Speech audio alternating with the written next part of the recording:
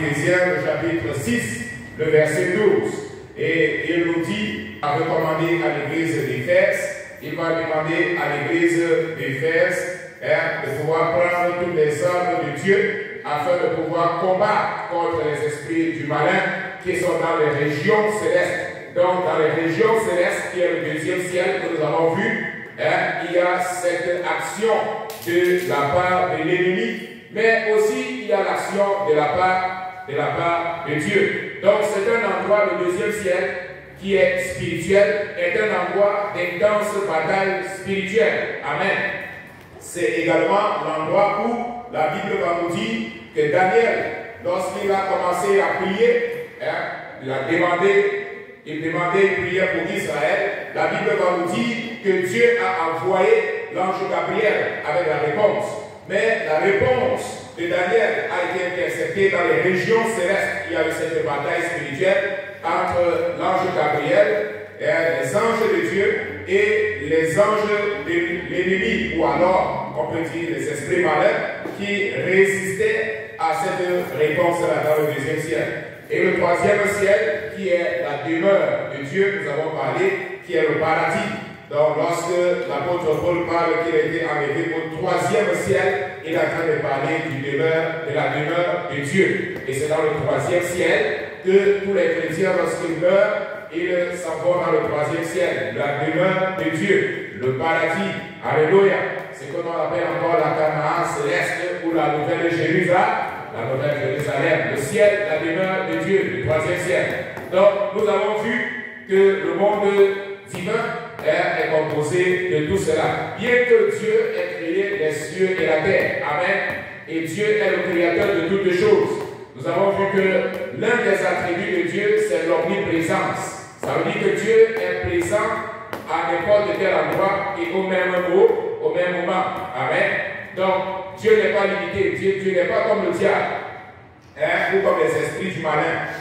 Dieu est partout en même temps et au même moment. Amen. Mais les esprits du malin, non. Le diable, pour pouvoir agir, s'il veut agir sur le Brésil, il sera au Brésil et ne sera pas dans d'autres endroits. Donc, il n'est pas omniprésent. Amen. Mais Dieu est omniprésent, il est partout au même moment. Amen. Gloire à Dieu. Donc, c'est ça la grandeur de notre Dieu. Donc, voilà pourquoi nous pouvons le prier à n'importe quel endroit, dans n'importe quelle circonstance, même dans le ventre du poisson comme Jonas, et Dieu va répondre. Amen. Parce que Dieu n'est pas limité. Gloire à Jésus. Amen. Voilà. Bon, nous avons parlé des anges de Dieu dans le grand 2, 19, à la page 19, les anges de Dieu. Nous avons aussi commencé à parler des anges de Dieu. Vous savez, il est très important que nous parlons de ce sujet, les anges de Dieu. Les anges, dans un aspect général, sont des êtres spirituels. Ils sont esprits. Que ce soit les esprits du malin, les esprits du mal, que ce soit les esprits du bien, c'est-à-dire les anges. Ils sont des esprits, c'est-à-dire qu'on ne parvient pas à leur voir. Mais il peut y arriver que les anges envoyés par Dieu prennent la forme d'un homme. Et nous voyons cela dans le livre de Genèse, lorsque les anges ont visité Abraham. Amen. Bien que le propre Dieu, il peut prendre la forme d'un corps, on appelle cela la théophanie, c'est-à-dire l'incarnation de Dieu. Dieu prend la forme d'un homme et il agit, il vient sur la terre et il agit, il parle normalement comme les hommes. Amen. Donc c'est une possibilité. Mais lorsque nous parlons des anges, beaucoup de gens confondent les anges et Dieu. Amen. Les anges, par exemple, ils sont au service de Dieu, mais ils ne sont pas Dieu. Ils sont des créatures et ils ne sont pas créateurs. Amen. Est-ce que vous comprenez la différence? C'est très très important. Parce que quelqu'un va dire, mon ange me garde, mon ange est avec moi, mon ange va porter mes prières à Dieu, ou je vais prier à l'ange Gabriel, et puis l'ange Gabriel va faire ceci. Non, la prière n'est pas adressée à un ange, parce que les anges sont des créatures. Amen. Donc, ils sont des esprits immortels, ils ont la capacité de matérialisation physique, le deuxième point ici, et nous avons vu cela dans Genèse, le chapitre 18, verset 1 à 2, comme j'étais en train de vous dire, lorsqu'ils sont venus et ils sont allés visiter Abraham pour lui annoncer que sa femme, Sarah, devait enfanter. Nous voyons aussi dans le cas de Sodome et Gomorrhe, Dieu, avant de détruire Sodome et Gomorrhe, lui-même est venu, la théophanie, mais il était accompagné d'autres anges. Amen. D'autres anges étaient avec lui lorsqu'ils sont allés pour pouvoir détruire Sodome et Gomorrhe. Donc, premièrement, ils sont des êtres physiques et ils sont des êtres spirituels et ils sont immortels. Deuxièmement, ils ont la capacité de se matérialiser physiquement. Troisièmement, ils sont peut-être, ou alors peut-être, ils sont asexués. Ça veut dire qu'ils n'ont pas de sexe. Amen. Ne demandez jamais de savoir si un ange est un homme ou une femme.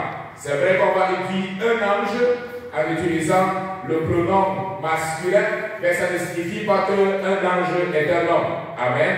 Gloire à Dieu. C'est vrai qu'on va voir le nom Gabriel, on va voir les autres noms, mais cela ne signifie pas qu'ils sont hommes ou femmes. Vous savez, lorsque les pharisiens et les sadducéens ont interrogé Jésus, prêtez attention, sur la résurrection des morts, alors ils ont conté l'histoire d'une femme qui était mariée à un homme, et à la mort de cet homme, vous savez, dans la tradition judaïque, si une femme est mariée à un homme et que son mari meurt sans qu'elle ait eu des enfants, elle allait se marier au frère de son mari. Amen. Donc, cette femme, elle s'est mariée, elle n'a pas pu d'enfant, son mari est mort, elle a épousé le frère de son mari, et ce frère de son mari est mort, elle a épousé un autre jusqu'à 7 fois. Amen. Et tous sont morts. Et maintenant, ils ont posé la question à Jésus, en disant, Jésus, à la résurrection, de qui est-ce que cette femme sera mariée, puisqu'elle était mariée de ces 7 hommes. Et le Seigneur Jésus, c'était un piège qu'ils étaient en train de vouloir tendre à Jésus. Jésus lui dit, vous êtes dans l'ignorance, parce qu'à la résurrection, il n'y a pas de mariage. Amen. Il n'y a pas de mariage. Donc le mariage, c'est sur la terre. À la résurrection, au ciel, il n'y a pas de mari et il n'y a pas de femme. Et il dit une chose, à la résurrection, nous serons tous comme des anges. Amen. Gloire à Dieu. Donc, il n'y aura pas d'hommes et de femmes au ciel. Alléluia. Gloire à Jésus. Alléluia. Vous êtes avec moi? Amen. Au ciel, il n'y a pas de mari et de femme. Ce n'est pas dans le ciel que vous allez aller. Il n'y a pas de femme, il n'y a pas d'homme. C'est sur la terre qu'il y a de sexe, hommes et femmes, que Dieu a établi. Mais au ciel, il n'y a pas d'homme, il n'y a pas de femme. Alléluia. Nous sommes tous comme des anges. Le Seigneur Jésus dit cela. Gloire à Jésus. Mais au ciel, on va se reconnaître. Au ciel, je vais reconnaître le frère David, il va me reconnaître. Au ciel, je vais reconnaître les sœurs, ils vont me reconnaître aussi. Au ciel, nous allons tous nous reconnaître. Alléluia. Gloire à Dieu. Tu vas reconnaître ta femme qui était sur la terre, mais au ciel, elle ne sera plus ta femme. Amen. Parce qu'au ciel, il n'y a pas de mariage. C'est l'Église maintenant qui est le corps de Christ qui sera marié avec Jésus. Alléluia. Gloire à Jésus. Voilà pourquoi on dit qu'il est l'époux. Alléluia. Et nous sommes l'épouse. Alléluia. L'Église est l'épouse. Et l'Église est en train de se préparer pour ce grand mariage. Alléluia. C'est quelque chose de spirituel. Peut-être quelqu'un peut dire, comment je veux me marier à Jésus? Tu n'es pas tel. La Bible parle de l'Église. Alléluia. Gloire à Jésus. Voilà pourquoi quand vous lisez le sang, la Bible dit, porte élevez-vous vos rectos. Porte éternelle, élevez-vous vos rectos. Que le roi de gloire fasse son entrée. Le roi de gloire, il est en train de venir, il n'est pas seul. C'est parce que le roi de gloire vient accompagné de son épouse qui est l'Église. Alléluia. Pour cela, les portes éternelles doivent se soulever. Lorsque le roi de gloire va entrer avec son épouse, l'Église de Jésus-Christ. Alléluia. Donc, nous avons parlé aussi de la classe des anges. Nous avons dit, quand nous parlons de la classe des anges, dans la page 20, nous avons commencé à voir les archanges. Alléluia. Archanges. À la page 20, je suis à la page 20, les archanges. Je suis en train de faire une révision avant que nous puissions entrer dans le vif de la leçon.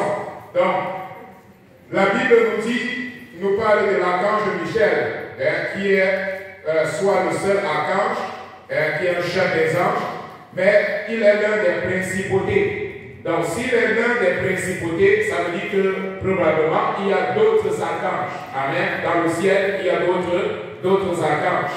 Et de manière générale, tous ces anges sont au service de Dieu. Nous voyons une deuxième classe des anges. La Bible nous dit que c'est au son d'un archange, dans 1 Thessaloniciens chapitre 4, le verset 16. C'est au son d'un archange que nous allons tous être transformés. Est-ce que vous êtes dans 1 Thessaloniciens chapitre 4, verset 16? Nous pouvons lire ensemble. C'est le dernier paragraphe qui est dans le point 2.1. Ceux qui ont la Bible peuvent ouvrir la Bible, mais à 2.1, dernier paragraphe, 1 Thessaloniciens 4, verset 16. Amen. Est-ce qu'on peut lire 1, 2, 3? Car le Seigneur lui-même. Est-ce que vous êtes à la page 1 Thessaloniciens 4, verset 16? Vous avez trouvé? Amen. 1, 2, 3. Car le Seigneur lui-même a un signal donné à la voix d'un archange et au son de la trompette de Dieu, descendra du ciel, et les morts en Christ ressusciteront premièrement. À un son d'un archange. Alléluia. Dieu va donner au signal à un archange et il va sonner la trompette. Alléluia. Et c'est quelque chose de fantastique, frère. C'est un événement qui sera très... je ne sais même pas comment est-ce que je peux utiliser le mot. Parce que la Bible nous dit qu'au son d'un archange, alléluia, ceux qui sont morts en Christ ressusciteront premièrement, et ceux qui seront sur la terre seront transformés. Ils vont recevoir un corps glorieux et ils vont être enlevés pour rencontrer Jésus-Christ dans les airs. Alléluia. Gloire à Jésus. Ça sera quelque chose de glorieux, quelque chose de magnifique. Alléluia. Et vous savez, beaucoup de gens disent que le son de l'archange, ce son-là, c'est seulement pour ceux qui sont en Christ. Alléluia. Gloire à Jésus. Ceux qui ne sont pas en Christ ne vont pas entendre le son, mais ils vont seulement constater que certaines personnes auront disparu de la terre. Alléluia. Mais c'est seulement ceux qui sont en Christ, les morts en Christ, et ceux qui sont en Jésus-Christ, qui auront la capacité de pouvoir entendre le son de l'archange. Alléluia. Parce que leur voix ils ont des oreilles spirituelles qui sont ouvertes, et lorsque l'archange va sonner la trompette, ils seront capables d'entendre. Alléluia. Et ils vont être transformés, ils vont recevoir le corps glorieux et ils vont être enlevés. Alléluia. Maranatha, viens Seigneur Jésus. Alléluia. Donc, nous avons aussi parlé des chérubins. Les chérubins sont liés donc à la gloire de Dieu. Nous voyons dans la révélation également de Ésaïe, nous voyons dans Ézéchiel, le chapitre 9, le verset 3, dans le Somme 18, le verset 10, et dans Exode, le chapitre 25, le verset 19. Donc, Lucifer lui-même était un chérubin. Amen. Il était un chérubin. Et dans le ciel, il y a plusieurs chérubins.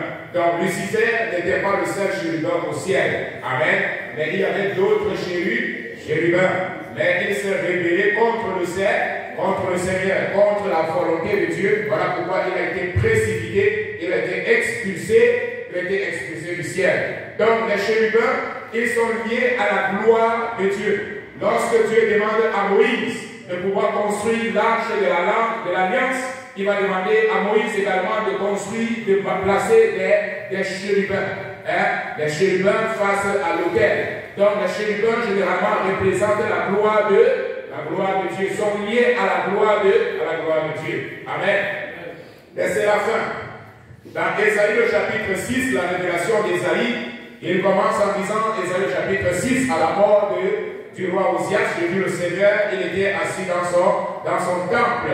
Et les pans de sa robe remplissaient également le temple. Et il y avait des séraphins qui étaient tout autour de lui. Et ils avaient 6 ailes, 2 dont ils se couvraient le visage, et 2 dont ils se couvraient le pied, et 2 avec lesquels ils se servaient pour s'envoler. Et ils crièrent, Saint, Saint, Saint est l'Éternel des armées. Les cieux et la terre sont remplis de sa gloire, de ta gloire. Donc les chérubins, comme tous les autres anges, sont au service sommes au service de Dieu. Mais ceux-ci sont beaucoup plus proches tout autour du trône de Dieu. Donc, on peut dire que les chérubins, ils promouvent l'adoration de Dieu. Alléluia. Et c'est quelque chose de fantastique. Dieu est tellement saint que les chérubins étaient incapables de pouvoir, parce qu'ils sont tout autour du trône de Dieu, ils sont incapables de pouvoir se tenir devant la présence de Dieu. Alléluia. Gloire à Dieu. Les anges. Enfin, nous avons les anges de manière générale. Il y a donc des êtres angéliques et la Bible en parle simplement, les appelle tout simplement les anges. Bon, voyons bien aimés, quelle est la relation entre les chrétiens et les anges. Amen. Quelle est la relation que nous devons avoir en tant qu'enfants de Dieu avec les anges? Gloire à Dieu. La Bible nous dit, en premièrement, les anges travaillent en faveur des chrétiens. Alléluia. Dis à celui qui est à ton côté, les anges travaillent en ta faveur. Les anges travaillent en ta faveur. Voilà pourquoi dans le Psaume 34, la Bible va nous dire, 34, l'ange de l'Éternel campe autour de ceux qui le et il les arrache au temps. Alléluia. Gloire à Dieu. Donc les anges sont au service du chrétien. Alléluia. Ils travaillent en faveur du chrétien. Ils travaillent en ta faveur.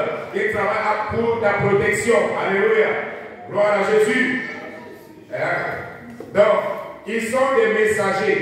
Donc, la première fois que la Sainte Bible mentionne l'existence des anges avec cette émission, c'est dans le passage de Genèse, le chapitre 19 et Genèse, chapitre 18. Là, après qu'il ait été avec Abraham, les anges donc se présentent comme des messagers à l'ordre, l'avertissant de la destruction de Sodome et Gomorrhe. Donc, nous voyons les anges ici qui ont été envoyés comme des messagers. Amen. Comme des messagers pour apporter une nouvelle. Donc, Dieu peut utiliser n'importe quel ange pour apporter une nouvelle, un message. Alléluia. Gloire à Dieu. Gloire à Jésus. Voilà. Maintenant, plus tard, nous allons voir qu'il ne suffit pas tout simplement de dire j'ai reçu la vision d'un ange. Alléluia, la visitation d'un ange. Un ange ne vient pas avec son message, mais il vient avec le message de Dieu. Alléluia. Gloire à Jésus. Voilà. Donc, il est un messager. Nous avons vu cela. Et nous avons vu également, c'est un ange qui a visité Marie. Amen. Dans Luc, le chapitre 2, Marie a reçu la visitation d'un ange pour venir annoncer que voici, tu enfanteras un enfant. Il est spécial, il est le Messie. C'est celui qui avait été prophétisé par les prophètes, par Isaïe, par les autres prophètes, en annonçant que voici, la Vierge, elle enfantera un enfant et on lui donnera le nom d'Emmanuel. Ce qui signifie Dieu est avec nous. On l'appellera admirable, conseiller, Dieu tout-puissant, prince de la paix. Shalom. Alléluia. Gloire soit rendue à Dieu. Elle a reçu donc la visitation d'un ange. Et c'est l'ange qui a déclaré que voici, tu enfanteras, tu es vierge, tu enfanteras, mais tu donneras naissance à un enfant.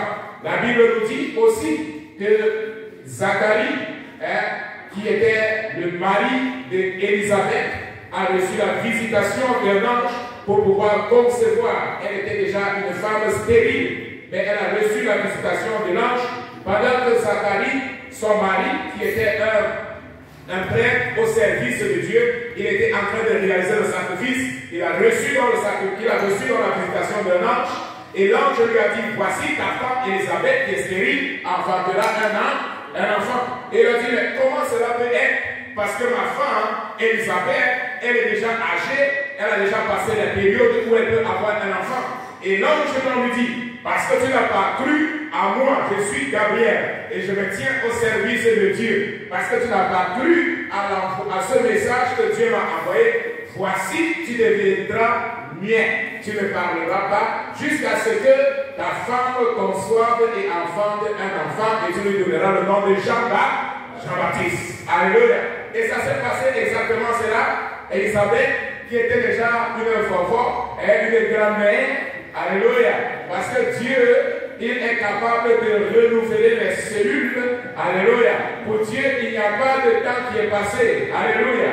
Alléluia, gloire à Jésus. Dieu est un Dieu de miracles. Dieu est un Dieu d'impossible. Ce qui est impossible à la médecine n'est pas impossible à Dieu. La médecine dit que lorsque tu as déjà 40 ans, tu ne peux même plus avoir d'enfant. Certains à 45 ans, c'est impossible. Mais je suis sûr qu'Élisabeth avait déjà peut-être le double de cet âge. Elle avait déjà traversé et super traversé l'âge qu'elle pouvait avoir un enfant. Mais l'ange lui dit, tu n'as pas besoin de t'inquiéter, mais crois seulement. Alléluia. Et la promesse de Dieu s'est accomplie. Elle a donné naissance à un enfant. Elle a donné le nom de Jean-Baptiste. Alléluia. Parce que Isaïe avait déjà prophétisé au sujet de Jean-Baptiste. Voici la voix de celui qui criait dans le désert. Préparez le chemin du Seigneur. Aplanissez les champs, les sentiers. Et que tout chemin qui est tortueux soit régressé. Il a été envoyé comme le Messie. Il était envoyé comme précurseur parce que le Messie était en train d'arriver. Il était comme l'éclaireur. Il était au devant dit, ce n'est pas moi, mais il y a quelqu'un qui vient devant moi. Il est plus grand et je ne suis pas digne de délier la couronne de ses sandales. Il parlait du Messie, il parlait de Jésus et il est en train de venir. Alléluia. Et Jean-Baptiste, lorsque les gens veulent dire, mais est-ce que ce n'est pas toi le Messie? Il dit non, ce n'est pas moi le Messie. Alléluia. Il y a quelqu'un d'autre qui est en train de venir. Moi je suis simplement là pour vous dire, préparez le chemin du Seigneur. Préparez le chemin du Seigneur. Aplanissez les sentiers, aplanissez les collines, tous les vallées qu'il y a dans votre vie. Mettez ça à croix. Le Messie est en train d'arriver. Le Messie est en train d'arriver. Alléluia. Et aujourd'hui, maintenant, c'est l'Église. C'est l'Église qui dit au monde, préparez-vous, le Messie est en train d'arriver, Jésus est en train d'arriver, il vient chercher son Église. Alléluia. Alléluia, gloire à Jésus. Bon, continuons bien aimés. Les anges également sont des protecteurs, nous avons déjà parlé de ça dans le Psaume 34, le verset 7. L'ange de l'Éternel campe autour de ceux qui le craignent et il les arrache au danger. Le Seigneur nous arrache et nous délivre face au danger. Amen. Bon, le C, nous disons que les anges également sont les agents de Dieu concernant les événements eschatologiques. L'eschatologie, en réalité, c'est cette l'étude sur la fin des temps. Alléluia. Gloire à Jésus. Gloire à Dieu. J'ai dit que l'eschatologie, c'est quoi? L'étude de la fin des temps. Alléluia. L'étude des choses qui vont arriver à la fin des temps. Eschatologie. C'est cela que son nom signifie eschatos. Alléluia. Donc l'eschatologie, c'est l'étude des choses qui vont arriver à la fin, qui concerne la fin des choses, qui concerne la fin des temps. Donc ici, nous voyons que les anges également sont impliqués dans cela. Dans Matthieu, quelqu'un va lire pour nous Matthieu le chapitre 16. Est-ce que quelqu'un peut lire pour nous Matthieu le chapitre 16, le verset 27? Est-ce que quelqu'un peut lire pour nous? Ouvrons la Bible. Matthieu le chapitre 16, le verset 27. Alléluia. Gloire à Dieu. Ceux qui ont la Bible, Matthieu le chapitre 16, quelqu'un lit à haute voix, Matthieu 16, 27. Quand le Fils de l'homme va venir dans la gloire de son Père avec ses anges, et alors il rendra chacun selon ses œuvres. Amen. Bon, bien aimé, comme le bus est arrivé, il commence à moi. O Senhor quer fazer uma oração para o ônibus chegou, já vocês vão.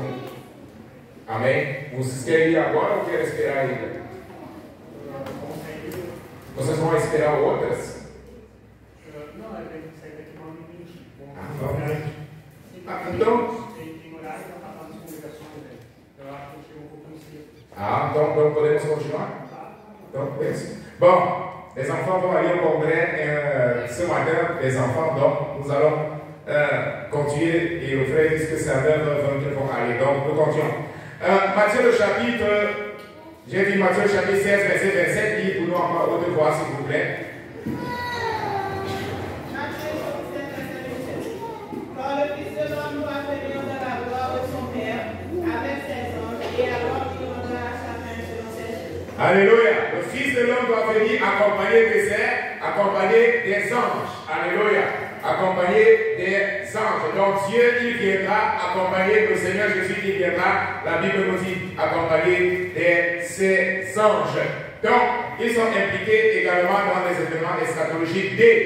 Ils se réjouissent pour le salut d'un homme converti grâce à l'œuvre d'évangélisation de l'Église sur la terre. Luc le chapitre 15, le verset 10. Est-ce que quelqu'un peut lire pour nous lire le chapitre 10, le chapitre 15, le verset 10? Alléluia. Les anges sont contents La Bible nous dit cela, nous montre cela. Ils sont tellement contents pour un seul pécheur qui se répand sur la terre. Luc le chapitre 15, le verset 10. Alléluia. De même, je vous le dis, il y a de la joie devant les anges de Dieu pour un seul pécheur qui se répand. Il y a de la joie devant les anges de Dieu. Alléluia. Gloire à Jésus. Il y a de la fête. La Bible nous dit, la version en portugais va dire qu'il y a de la fête dans le ciel pour un seul pécheur qui se répand. Frère, je me suis toujours posé la question. Imagine lorsque tu prêches l'évangile à quelqu'un. Alléluia.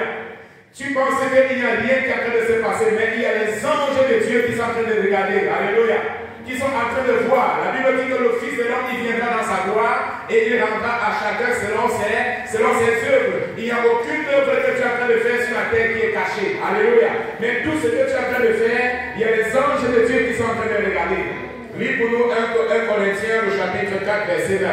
Alléluia. 1 Corinthiens, le chapitre 4, aussi le verset 9. Lisons ce passage. Les anges se réjouissent. Les gens sont dans la joie lorsqu'ils voient un seul pécheur qui se répand. Il y a de la joie dans le ciel. Alléluia. Je peux voir comment les anges se réjouissent quand il y a un seul. Frère, la Bible dit que lorsque un seul pécheur se convertit à l'évangile génuinement, alors la Bible dit qu'il y a de la joie. 1 Corinthiens 4, 9, s'il vous plaît. Car Dieu, ce me semble, a fait de nous apôtres, les derniers des hommes, des condamnés à mort en quelque sorte, puisque nous avons été un spectacle au monde, aux anges et aux hommes. Alléluia, frère, faites attention, la Bible dit que nous sommes un spectacle devant les anges. Alléluia. Un spectacle, ça veut dire que nous sommes comme les anges sont comme des spectateurs en regardant la vie de chaque chrétien. Gloire à Jésus. Je dis toujours cela aux jeunes. Lorsque tu es face à une tentation, ne pense pas que tu es seul. Alléluia. Gloire à Jésus. Lorsque tu es face à une tentation, ne pense pas que tu es seul. Les anges te sont en train de regarder. On dit qu'est-ce que le frère lui va faire maintenant? Est-ce qu'il va tomber ou il va résister? Est-ce qu'il va? Et les anges disent non, mais résiste, n'accepte pas cette tentation. Et il y a cette voix-là que tu vas écouter, la voix du Saint-Esprit, qui va te dire ne fais pas ceci, ne fais pas cela, ainsi de suite, ainsi de suite, ainsi de suite. Et les anges sont en train d'observer. Alléluia. Donc Dieu est en train de t'observer, mais les anges aussi sont en train de te voir. Alléluia. Gloire à Jésus. Donc voilà pourquoi nous ne pouvons pas faire n'importe quoi. Il est fondamental, bien aimé dans le Seigneur, que nous puissions savoir que nous sommes en train d'être observés. Gloire soit dans le nom du Seigneur Jésus. Alléluia. Donc, troisièmement ou cinquièmement, ils accompagnent le chrétien au moment de sa mort. Alléluia. Nous lisons ensemble le pauvre mourut, 1, 2, 3. Le pauvre mourut et il fut porté par les anges dans le sein d'Abraham. Le riche mourut aussi et il fut enseveli. Frère, la Bible nous dit que lorsque un chrétien meurt, alléluia, il n'entre pas dans le ciel seul. Alléluia. Lorsqu'un chrétien meurt sur la terre, il est accompagné par les anges de Dieu. Dis à celui qui est à ton côté, le chrétien est accompagné par les anges de Dieu à sa mort. Le chrétien est accompagné par les anges de Dieu à sa mort. Voilà pourquoi, frère, la mort n'est pas la fin, c'est le commencement d'une nouvelle vie. Mais ça, c'est pour celui qui a l'expérience et l'espérance en Jésus-Christ. Alléluia. Qui n'a pas cette espérance, frère, mais il a peur de la mort. Ah, la mort, il va mourir. Oh, tout ceci. Ça termine maintenant, c'est terminé, ma vie. Oh, non. Mais le chrétien, il se réjouit. Alléluia. L'apôtre Paul dit, c'est mieux pour moi d'être avec Jésus-Christ que d'être sur la terre. J'ai hâte de rencontrer mon Seigneur. J'ai hâte d'être dans la présence de Dieu. J'ai hâte d'être avec mon Seigneur et avec mon Dieu. Alléluia. Gloire à Jésus. Donc, les anges nous accompagnent et accompagnent le chrétien. Frère, imagine, lorsque tu es vivant, les anges sont avec toi. Et à ta mort, les anges également t'accompagnent dans la présence de Dieu. Gloire soit à Jésus. Le F, ils sont envoyés par Dieu pour servir les chrétiens de différentes manières. Lisons Marc le chapitre 1, verset 13, c'est écrit là, Marc le chapitre 1, verset 13, il passa, ça commence par le passé là, 1, 2, 3, il passa 40 jours tenté par Satan. Il était avec les bêtes sauvages et les anges le servaient. Alléluia. Donc, dans la tentation de Jésus, nous voyons qu'à la fin de cette tentation, il a reçu la visitation de Dieu. Para os nossos irmãos que estão nos visitando nesta manhã, né, eu sei que vocês vão ficar talvez mais de 10 minutos e vão embora. Né, essa classe é essencialmente em francês, né, então francês e crioulo. E nós estamos estudando a nossa revista, A Vida Cristã 1, né, o primeiro volume. E hoje nós estamos na lição 2, vamos dizer assim. Né, e nós estamos estudando sobre os anjos. Né? Quem são os anjos, né?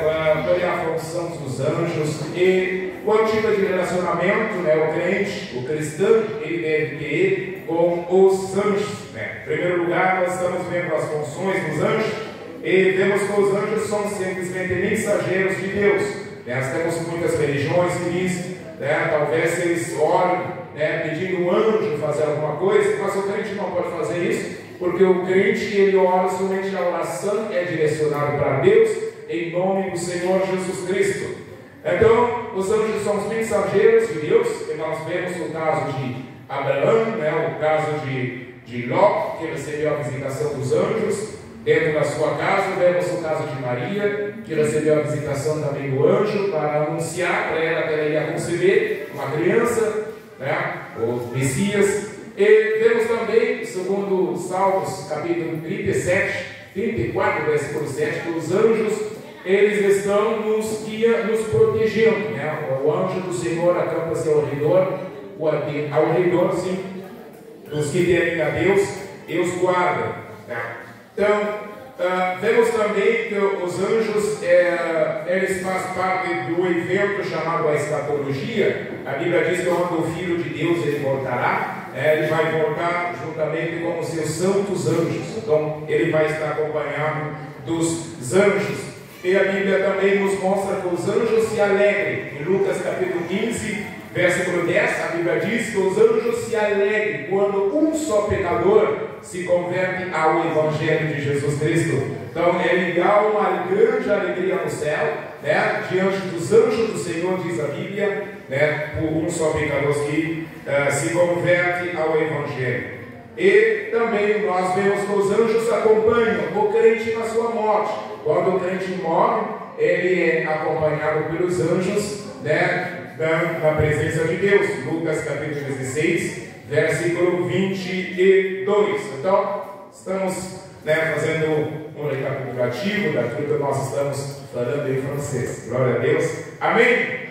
Bon, frère, les anges n'ont pas la fonction d'apporter la saine doctrine.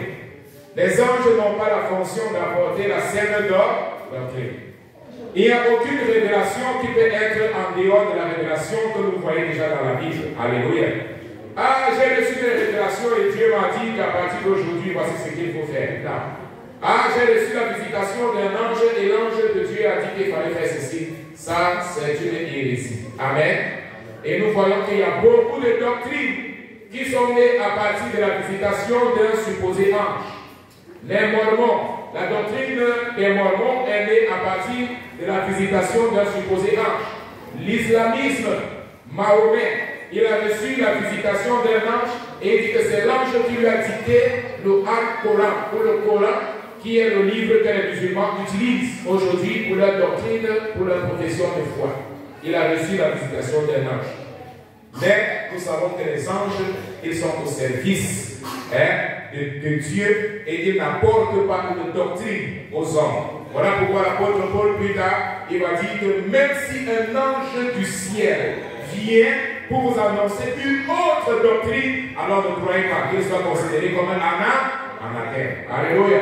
Parce qu'il n'y a pas un autre message, il n'y a pas une autre doctrine en dehors de la doctrine, la sainte doctrine qui est révélée au travers de la Bible sainte de Dieu. Alléluia. Gloire à Jésus. Donc, ils n'apportent pas de sainte doctrine. La relation donc avec les chrétiens, c'est une relation passive. Amen. Les anges sont au service du chrétien et ils ne reçoivent pas d'adoration. Donc, nous ne devons jamais adorer les anges. Alléluia. Je suis à la page 22. Jamais une relation d'adoration. Lorsque Jean a reçu la visitation d'un ange, lorsqu'il était à l'île de Patmos, qu'elle a reçu la révélation pour le livre d'Apocalypse, la Bible nous dit qu'il a voulu se prosterner devant un ange. Alors l'ange lui a dit non, tu ne peux pas faire cela parce que je suis tout simplement au service de Dieu. Donc l'ange de Dieu ne reçoit pas l'adoration. Amen. Qui reçoit l'adoration, c'est Dieu seul. Dieu seul reçoit l'adoration. Gloire à Jésus. Et quelle est donc la position du chrétien par rapport aux anges? Une position momentanément inférieure. Nous sommes inférieurs aux anges. Gloire à Dieu. Les hommes sont inférieurs aux anges et ne peuvent pas ordonner aux anges de faire quelque chose. Amen.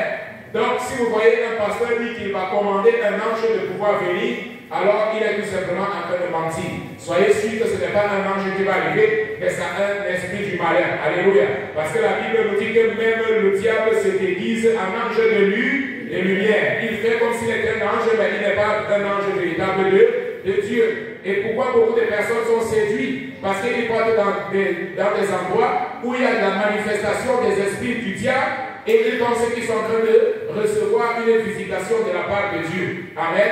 Mais ce n'est pas la visitation de la part de Dieu, c'est une hérésie, c'est un mensonge, parce qu'un homme n'a pas la capacité de commander à un ange. Amen. C'est Dieu. Les anges obéissent uniquement à Dieu. Amen.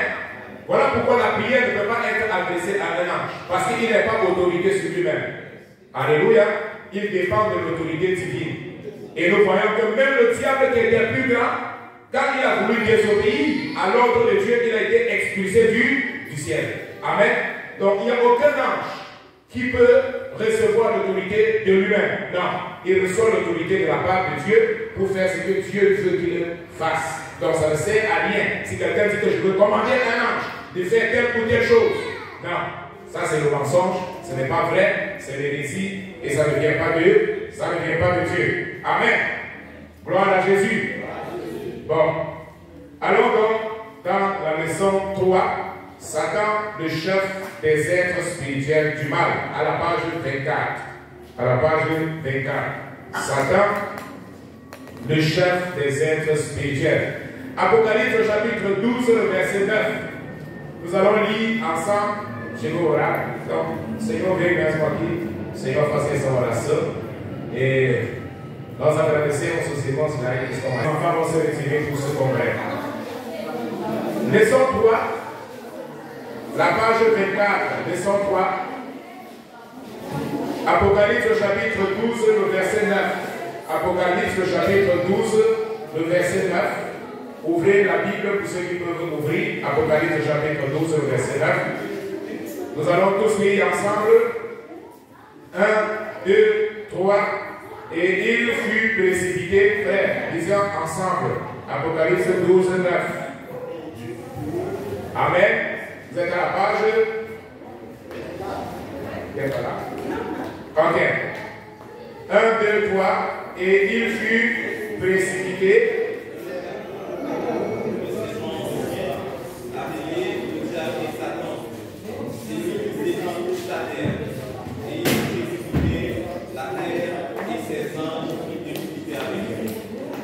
Nous reprenons 1, 2, 3. Et il fut précipité, le grand dragon, le serpent ancien, appelé le diable et Satan, celui qui séduit toute la terre. Il fut précipité sur la terre et ses anges furent précipités avec lui. Amen. Nous lisons l'introduction ensemble. 1, 2, 3. Tout était beau dans le ciel jusqu'à ce qu'un chérubin pensa qu'il pouvait avoir la ressemblance de Dieu. Ézéchiel chapitre 28, verset 14. Ésaïe le chapitre 14, verset 13 et 14. Il a été le déclencheur du début d'une catastrophe dans le ciel qui a frappé toute la création. Au lieu d'accepter la volonté de Dieu comme souverain, ce chérubin voulait utiliser son libre arbitre pour s'opposer à la volonté de Dieu. La Sainte Bible appelle ce chérubin en hébreu Eliel Belshazzar. Ésaïe au chapitre 14, verset 12. Littéralement, celui qui brille, fils de l'aurore.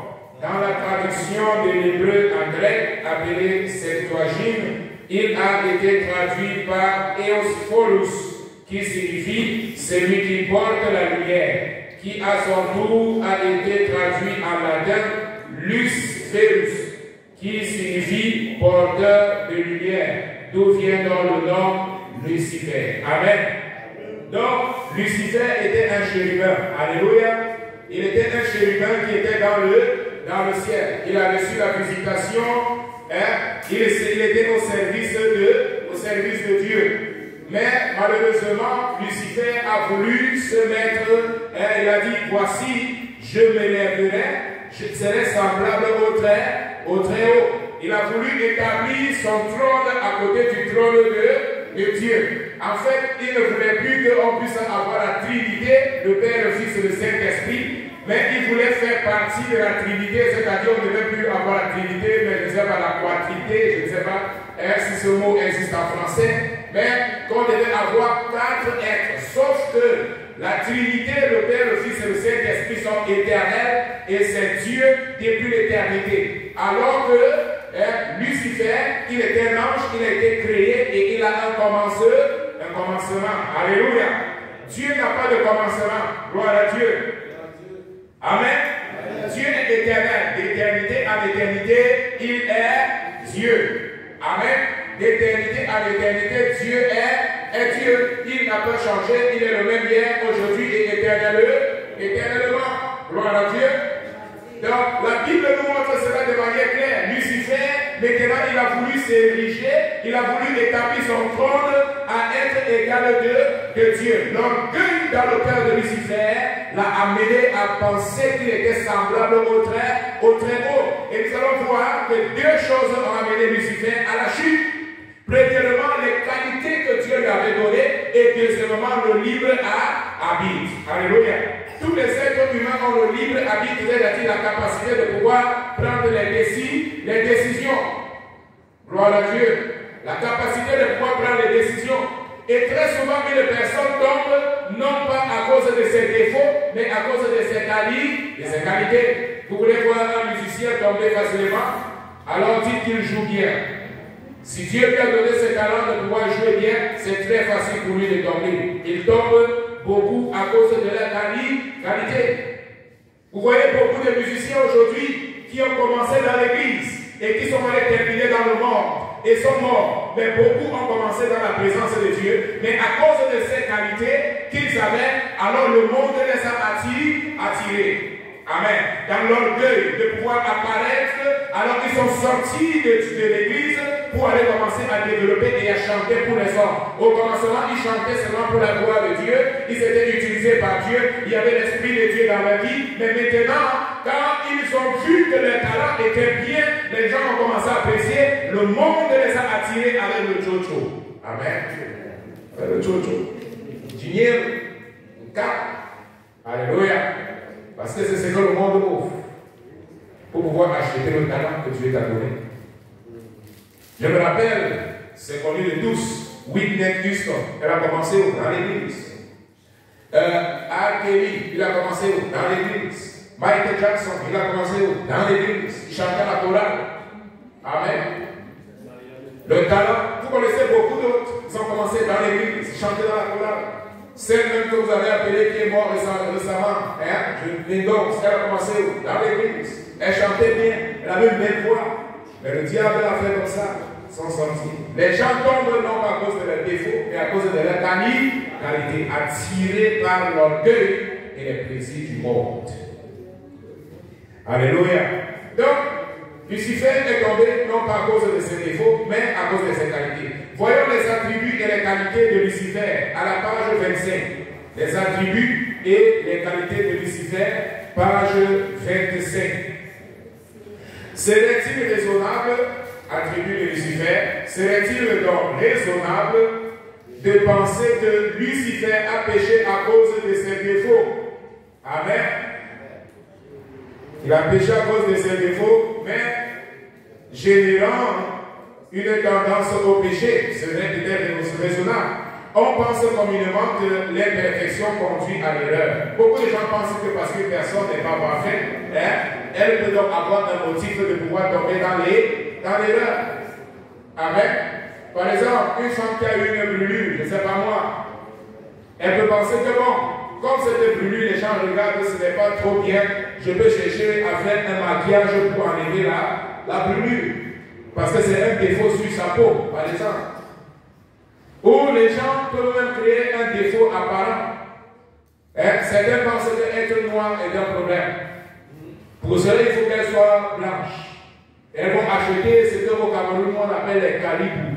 C'est-à-dire les produits là que les gens tournent dans les marmites et on vend. Et tu mets comme ça pour que ta peau s'éclaircisse. Donc, pour qu'on pense maintenant qu'elle aussi est blanche. Or, elle est blanche. Et ainsi de suite.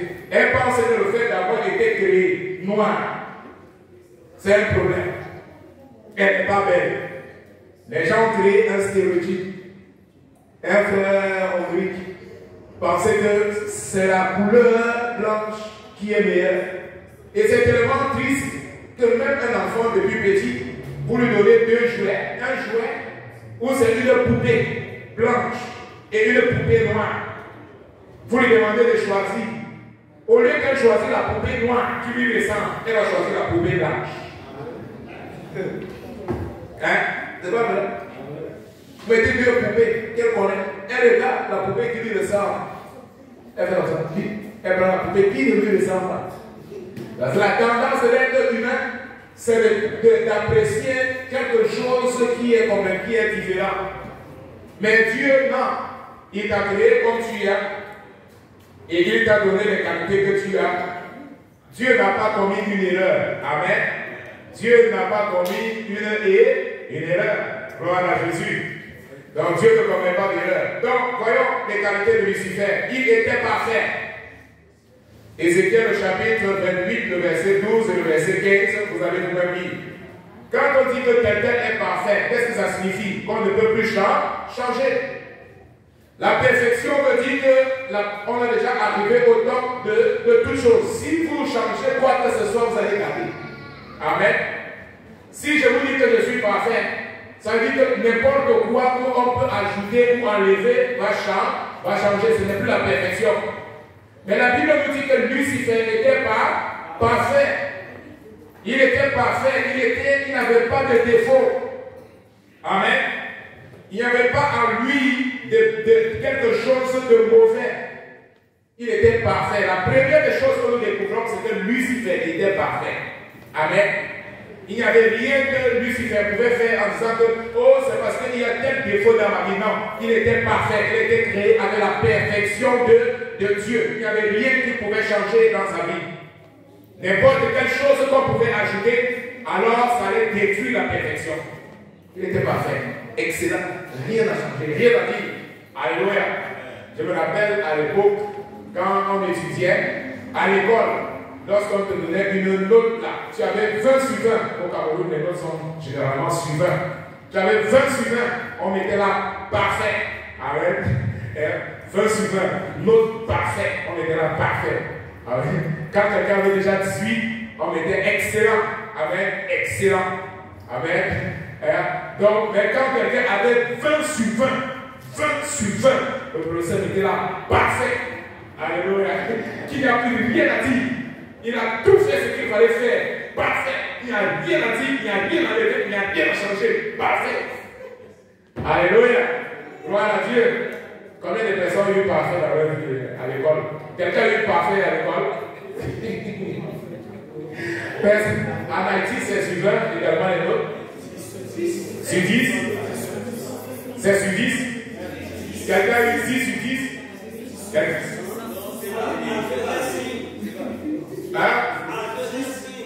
as eu 10 sur 10? C'était en quoi? En mathématiques? En anglais? En mathématiques?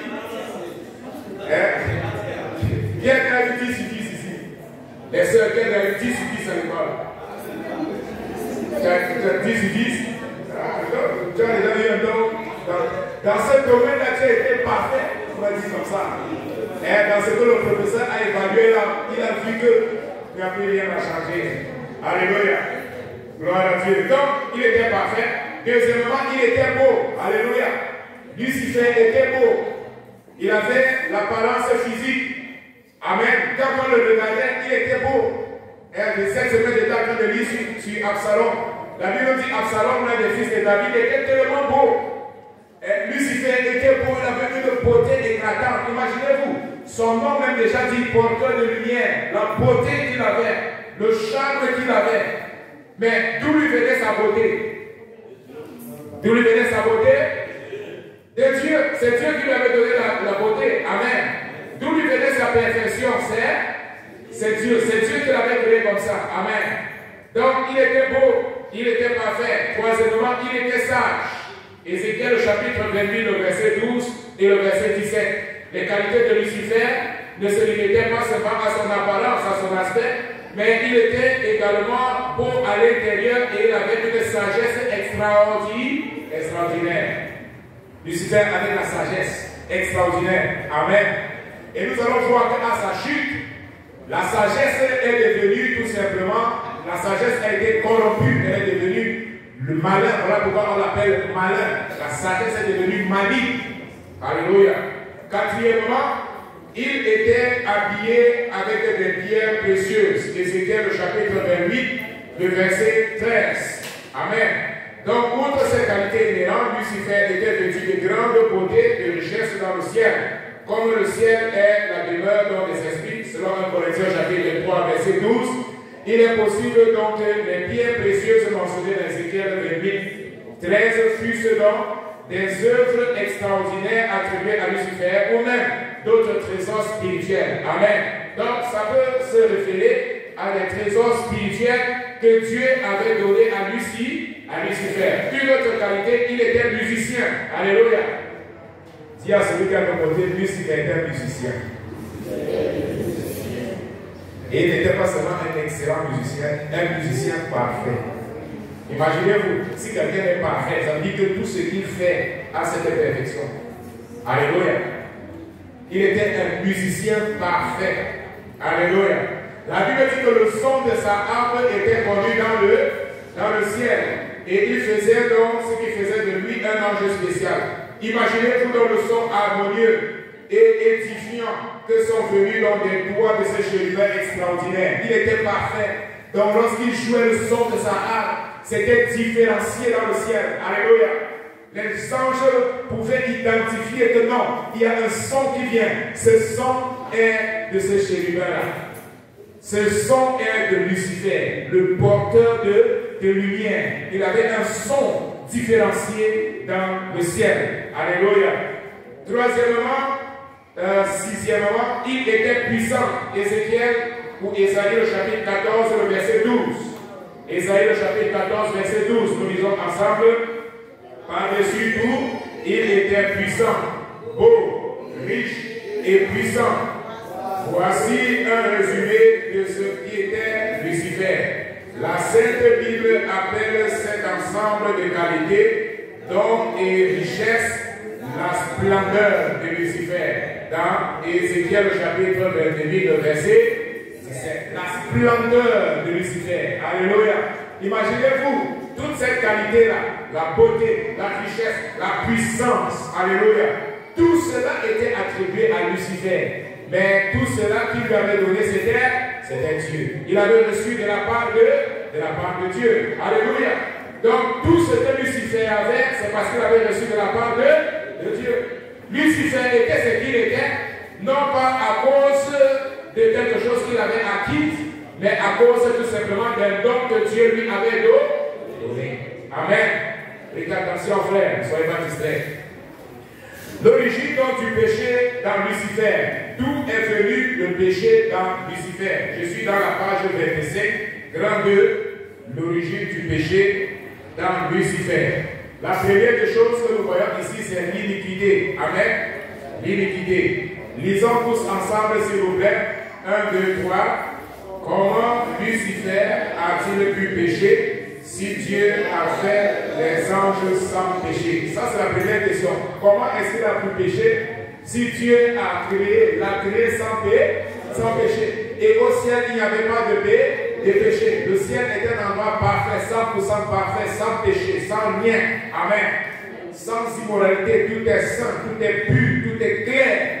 La gloire de Dieu y est, la lumière de Dieu y est, la volonté de Dieu est établie. Et comment donc un être qui était parfait, qui était beau, qui était riche, amen, a pu pécher? Et je vous pose la question, si un homme, si quelqu'un comme Lucifer, qui était beau, qui était riche, qui était parfait, qui était musicien, le son de sa harpe était quelque chose d'excellent, si lui, dans un environnement parfait, il a pu pécher, à plus forte raison vous et moi. Amen. C'est la même chose que nous pouvons nous poser la question de Adam et d'Ève. Si Adam et Ève étaient dans le jardin et ils avaient été créés également parfaits, ils avaient tout ce qu'ils voulaient. Amen. Vous voyez que les gens ne pêchent pas très souvent parce qu'il manque quelque chose. Amen. Vous allez voir cela. Parce que c'était le cas, qu'est-ce que Adam et Ève manquaient dans le jardin? Rien. Si c'était le cas, qu'est-ce que Lucifer manquait? Rien. Amen. Nous allons voir comment est-ce qu'un être comme Lucifer a pu pécher, lui qui était créé selon la perfection de Dieu. Nous continuons, 1, 2, 3. La Sainte Bible ne dit pas, nous continuons, la Sainte Bible ne dit pas que la chute de Lucifer a été causée parce qu'il y avait du péché en lui. En fait, il n'y a pas de péché dans le ciel. Dans le ciel, rien ne s'oppose à la volonté de Dieu. Par conséquent, le problème de Lucifer n'était pas dû à un défaut qu'il pouvait avoir, ou à toute propension du péché, ou à la convoitise, car la Bible dit qu'il était parfait. La Sainte Bible dit que le problème de Lucifer était l'iniquité qui a été trouvée en lui. Qu'est-ce que l'iniquité? L'iniquité est traduite du mot hébreu éver, ce qui signifie injustice, dans un sens large. La justice est d'attribuer à chacun ce qui lui est dû et en traitant avec les hommes, traiter les égaux comme égaux et illégaux comme illégaux. Par conséquent, l'injustice est de ne pas accorder à quelqu'un ce qui lui est dû ou de traiter des égaux de façon inéquitable ou aussi de vouloir traiter de façon égale ce qui mérite d'être traité de façon illégale. Amen. Donc, c'est un peu quelque chose que nous voyons ici. Et la justice, voilà pourquoi la Bible dit la justice de Dieu, ou la justice de l'homme n'accomplit pas les desseins de Dieu.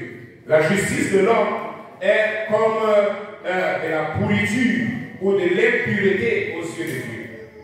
Donc, nous allons voir que ce qui s'est trouvé en Lucifer était quelque chose qu'on appelait l'injustice ou alors la justice propre ou l'iniquité. Et l'iniquité donc qui s'est subie, nous allons voir que l'orgueil l'a poussé à pouvoir penser qu'il était plus que ce que Dieu lui avait dit qu'il était. C'est ça l'orgueil. L'orgueil, c'est la capacité qu'une personne a de pouvoir traiter ceux qui sont ses égaux comme s'il est supérieur. Et ses supérieurs comme ses égaux. Vous avez compris la définition? C'est ça l'orgueil.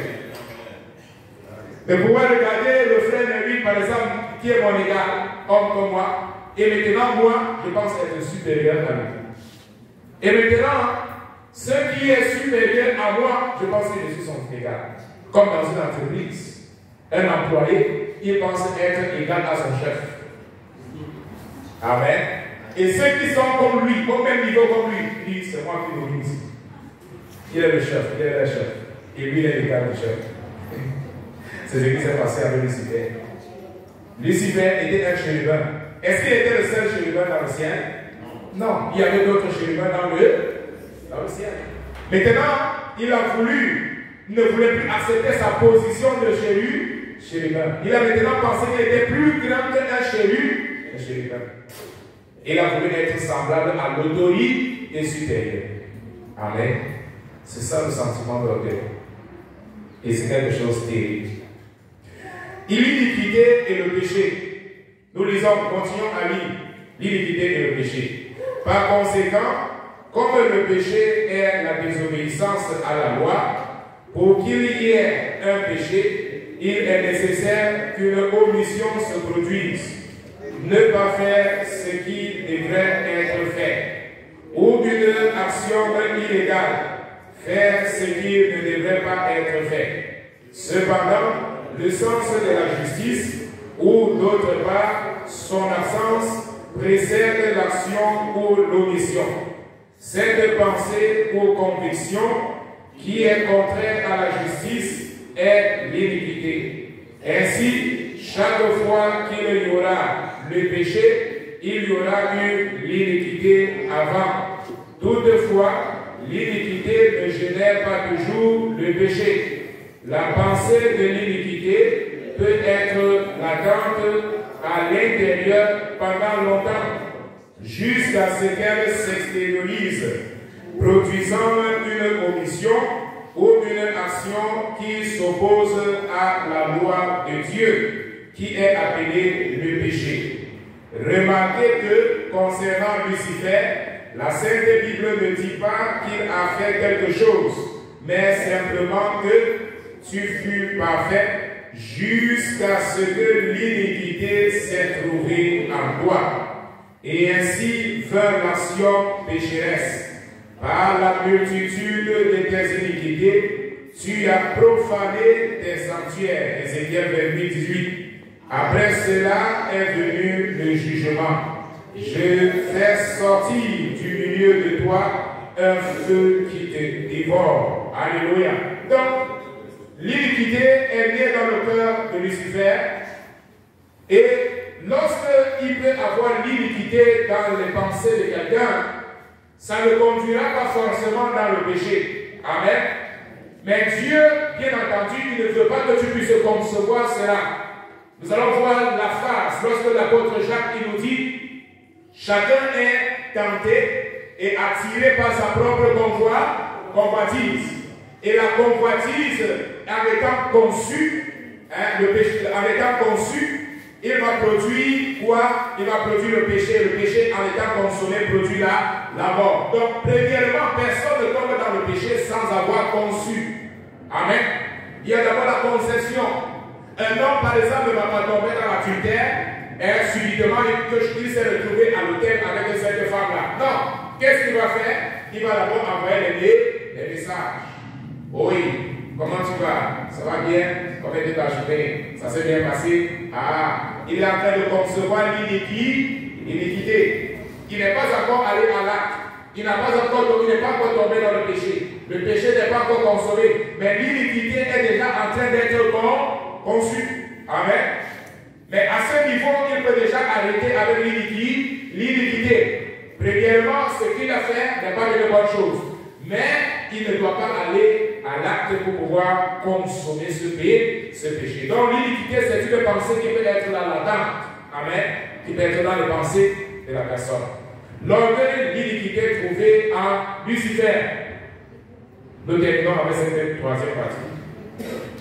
Comment une telle iniquité est-elle donc apparue dans le cœur de Lucifer? Ça, c'est la question qu'on se pose. Comment cela est apparu dans son cœur?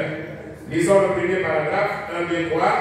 Ce qui arriva à Lucifer, en fait, était que ses qualités, ensemble avec son libre habit, l'ont amené à penser qu'il était plus que ce que Dieu l'avait fait.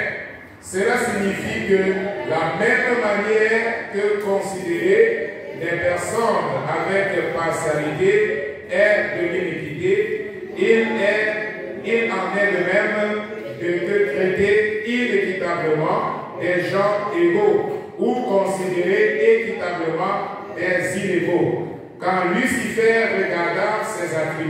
ses qualités, à la perfection, il pensa qu'il devait être traité séparément par rapport aux anges.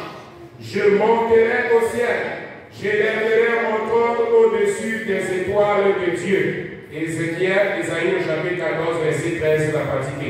Il pensait qu'il n'était plus un ange ordinaire. Dans son esprit, les autres chérubins ne devaient pas être considérés au même niveau que lui. D'autre part, comme il pensait qu'il était illégal, n'était plus égal, et ceux qui étaient ses égaux, Lucifer s'est imaginé égal à celui à qui il était illégal, c'est-à-dire Dieu. Je monterai sur le sommet des nues, je serai semblable au très haut. Il voulait être traité et considéré au même niveau que l'autorité au-dessus de lui, c'est-à-dire Dieu. La Bible appelle ainsi cette pensée l'iniquité. Tu fus parfait dans tes voies depuis le jour où tu fus créé, jusqu'à ce que l'iniquité s'est trouvée en toi. Cette iniquité, à son tour, la Sainte Bible appelle. La Sainte Bible appelle. La Sainte Bible appelle. Orgueil. Alléluia. L'orgueil. La racine est la mère de toutes les iniquités. L'orgueil. Qu'est-ce qui est en train de créer la destruction de ce monde? L'orgueil. Alléluia. L'orgueil. L'orgueil est à la racine de tous les problèmes que nous avons dans cette société. Pourquoi est-ce qu'il y a la guerre? L'orgueil. Je suis plus grand que tel. Je n'accepte pas. Je suis les États-Unis. Je n'accepte pas. Je suis tel pays. Je n'accepte pas, j'ai telle arme nucléaire. L'orgueil au sein de la famille, la femme ne veut pas se soumettre. L'orgueil, l'homme également n'accepte pas. C'est moi l'homme, c'est moi qui commande dans cette maison. L'orgueil, alléluia. Là où il y a la soumission, vous allez voir que les problèmes seront faciles à résoudre. Mais là où il y a l'orgueil, un petit problème devient le feu. Alléluia. Parfois, vous allez causer avec un couple, vous allez chercher à savoir quel est le problème, vous allez seulement avoir que là, le problème c'est tout simplement l'orgueil. Personne ne veut se soumettre à la décision de l'autre. La femme ne veut pas se soumettre et l'homme ne veut pas accepter également qu'il a tort. Et ça crée quoi? Problème. Des jours et des nuits sans se parler. Alléluia. Vous regardez, quel est le problème des divorces aujourd'hui? L'orgueil. Demandez-les quel est le véritable problème. L'orgueil. L'orgueil. Alléluia. La mère de tous les problèmes. Mais lorsqu'il y a la soumission, lorsqu'il y a l'humilité, la Bible dit l'humilité précède la gloire. L'humilité précède la gloire. Et l'orgueil précède la ruine. Dieu fait grâce aux simples, mais il résiste aux orgueilleux. Le chemin de l'élévation, c'est que tu puisses descendre. Jean-Baptiste a dit, il convient que les grands grandissent et que je diminue. Jean-Baptiste diminuait chaque fois. Voilà pourquoi le Seigneur Jésus a donné le témoignage de Jean-Baptiste. Je vous le dis, de toutes les hommes qui sont nés de femmes, il n'y a pas eu un plus grand que Jean-Baptiste. Jean-Baptiste, celui qui était l'éclaireur, celui qui était envoyé devant Christ, Jean-Baptiste. Les gens sont venus dire, mais Jean-Baptiste, tu baptises, tu es plus grand. Lorsqu'il était avec ses disciples, les disciples de Jean-Baptiste maintenant, ils ont regardé et Jean-Baptiste dit, voici l'agneau de Dieu qui ôte le péché du monde. Jésus est en train d'arriver. Dans Jean le chapitre 3, le verset 27, les disciples de Jean-Baptiste reviennent en disant, Jean-Baptiste, regarde, tous les gens qui étaient tout autour de toi, la population qui était tout autour de toi, ils sont quittés, ils sont en train de suivre le Seigneur Jésus, et tu ne fais rien. Et Jean-Baptiste dit, vous-même vous êtes témoins. Un homme ne peut rien recevoir si du ciel ne lui a été donné. Vous êtes témoins que je vous ai dit que ce n'est pas moi le Messie, mais que c'est lui qui était le Messie. Il n'y avait pas d'orgueil dans la vie de cet homme. Voilà pourquoi Jésus dit, qu'est-ce que vous êtes allé voir dans le désert? Qui êtes-vous allé regarder dans le désert? Un homme? Non, pas simplement un homme. Qui est-ce que vous allez voir? Un prophète? Pas seulement un prophète. Je vous le dis, de tous les hommes qui sont nés de femmes, il n'y a pas eu de plus grand que Jean-Baptiste. Parce que c'était un homme qui était humble. C'était un homme qui a reconnu sa position.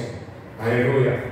Il avait une mission seulement de 6 mois environ pour pouvoir préparer le chemin du Seigneur. Mais il n'a pas dit qu'il était égal à Dieu. Il a reconnu sa place. Et Dieu veut que nous puissions reconnaître notre place. Lorsque chacun se soumet, vous voyez, je dis toujours quelle est la différence entre David et Saül. Vous savez, lorsque Saül a péché, il a refusé de reconnaître son péché. Le prophète Samuel vient et lui dit, tu as péché contre le Seigneur. Il dit, je n'ai pas péché. J'ai écouté la voix du Seigneur. C'est toi qui as le problème. C'est vrai? Vous lisez Samuel, vous allez voir. Dieu lui a dit, va et détruis le peuple d'Amalek. Parce qu'ils se sont opposés à ma volonté lorsque je retirais le peuple du désert. Je veux que tu défoules la cité, tout le pays va interdit. Il est allé, il a détruit la cité et il a pris les bœufs et les béliers qui sont rentrés avec lui. Il n'a pas fait tout ce que le Seigneur lui a demandé. Et maintenant, Dieu envoie Samuel. Va dire, je t'ai dit que ce garçon-là, il est déçu. Il est obéissant, il est désobéissant. Va lui dire qu'il a péché. Et quand Samuel arrive, il dit que tu as péché contre le Seigneur. Il dit non, j'ai bien écouté la voix du Seigneur, j'ai fait ce que le Seigneur m'a demandé. Et Samuel dit, quel est donc ce bêlement de brebis que je suis en train de dire? Il dit, ah Samuel, ce bêlement de brebis, c'est le peuple qui a pris pour pouvoir donner le sacrifice, offrir le sacrifice à Dieu. Et Samuel dit, exactement, c'est là ton problème. Voici, l'obéissance vaut mieux que le sacrifice. Alléluia. L'obéissance vaut mieux que le sacrifice. Mais David, lorsque David a péché, Nathan, Dieu envoie également un prophète, Nathan, pour lui dire que David, tu as péché, voilà maintenant ce qui va se passer. David se couche dans la présence de Dieu. Il dit, Seigneur, j'ai péché contre toi. Je suis même digne d'être roi. Mais s'il te plaît, ne retire pas de moi ton esprit. Alléluia. Vous voyez la différence? Un homme humble. Voilà pourquoi Dieu dit, je me suis trouvé David, mon serviteur, un homme selon mon cœur. Parce que le cœur de Dieu, regardez, un homme selon mon cœur, parce que le cœur de Dieu, Matthieu le chapitre 11, le verset 20, venez à moi vous tous qui êtes fatigués et chargés. Alléluia. Et apprenez de moi parce que je suis doux et humble de cœur. Doux et humble de cœur. Dieu est doux et humble de cœur. Lorsqu'il trouve un homme et ou une femme qui est également doux et humble de cœur, il dit voici une femme, voici un homme qui est selon mon cœur. Alléluia. Gloire à Dieu. Bon, nous arrêtons là. Si quelqu'un a une question, et avant que nous puissions continuer avec le culte.